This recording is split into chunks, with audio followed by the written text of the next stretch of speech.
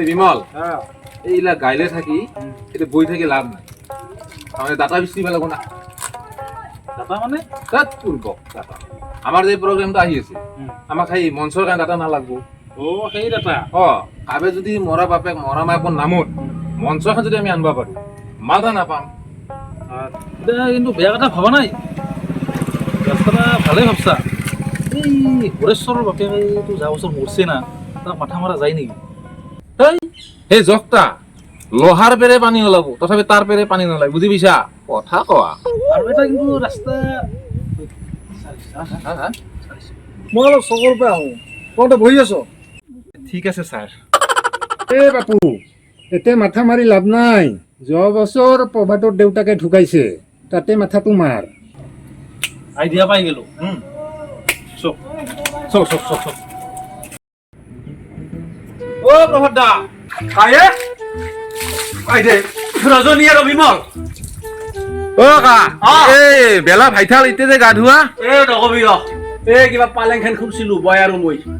জাজলা fitting কৰোতে দিনটা গেল বাপা ওই পালেংৰ জাজলা ঠিক কৰা আৰু মেম্বাৰ ফিটিং কৰা একে কথা যা যা এই মই গাটা ধুই যাই আছো যাব তুব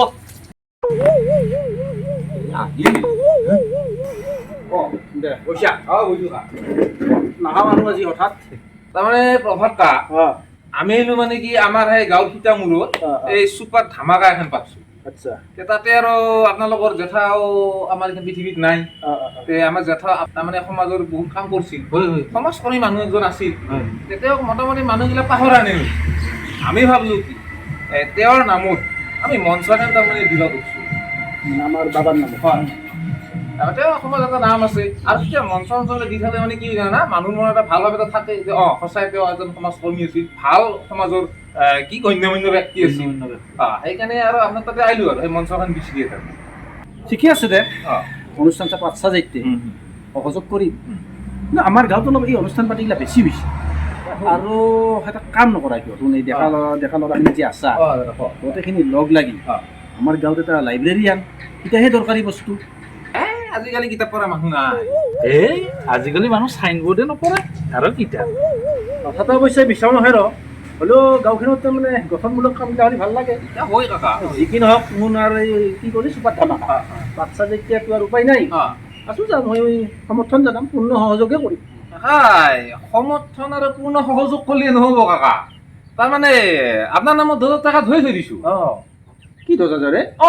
এই যে আমাৰ সিখন পৰা ভকেশ্বৰৰ মাকে যাবাৰ মৰছে নমৰছে তাতে আমি গৈছিলো তাৰ মাককো নামত আমি মঞ্চখন দিয়া কথা ক'লো কাৰণ 8,000 টকা দিছিল আমি আৰু ভাবিলো কি কাকা তাতে সেই 10,000 টকাত মঞ্চখন দিম আৰু কিবাৰ নামত জেঠাৰ নামত নহয় মানে কথা এটা হ'ল কি মই অন্যবাৰ যেনেকৈ যিকোনো অনুষ্ঠানত 500 বা 1,000 টকা দিম সেনেকৈ দিম কিন্তু মই মোৰ বাবাৰ নামটা দিয়াৰ কাৰণে মোৰ বাবাৰ নামত মঞ্চখন দিয়াৰ কাৰণে মই যিটো 10,000 টকা দিম সেইটো আশা কৰি লাভ তেনেহ'লে এই বেলেগৰ টকা যাব লাগিব মই এটা কথা কওঁ ৰজন বেয়া নাপাবি কাকা কওক মানুহক যদি সন্মান দিব খোজা এনে দিব মোৰ বাবা বুলি নহয় যায়ে নহওক যেতিয়া মানুহ ভাল মানুহ সমাজত যেতিয়া মানুহ ভাল কাম কৰি গৈছে সেই মানুহটাক যদি আমি এনেই সন্মান দিব নাজানো কেৱল পইচা কেইটাৰ কাৰণে যদি আমি সন্মান জনাব খোজোঁ তাৰ সমান আমাৰ লাজৰ কথা বেয়া কথা একো নাই বুজিছা আৰু তুমি যদি ইমানেই পইচা দিছা তুমি যদি বেপাৰৰ নামত বা পইচাৰ নামত যদি তুমি এই সন্মান জনাব খুজিছা এটা কাম নকৰা তোহাৰোতো বাপে মৰছে তোহাৰ খুৰা মৰছেতো তোহাৰ খুৰা যে মৰছে খুৰাৰ নামতে মঞ্চখন দি 10,000 টকা দি ঘৰৰ চলি ঘৰতে সন্মান জনা পইচা অলপ অনুষ্ঠানটো হৈ যাওক না কি কোৱা আপুনি অলপ বেছি কৈছে না তেনেহ'লে এটা কাম কৰ তোন উঠ তোন উঠ মোৰো কাম আছে আমাৰ বাবাক সন্মান জনাব নালাগে তোন যাকে জনাবি মোৰ বাবাক সন্মান জনাব নালাগে যদি জানা কেতিয়াবা আৰু মই আৰু একবাৰ কৈছোঁ যদি কাৰোবাক সন্মান জনা এনে জনাবি পইচাৰ বিনিময়ত নাই বুজিছা তোন যা তোহাৰ নিচিনা ফুটা মানুহ একোটাৰ লগত মই সময় নষ্ট নকৰোঁ যা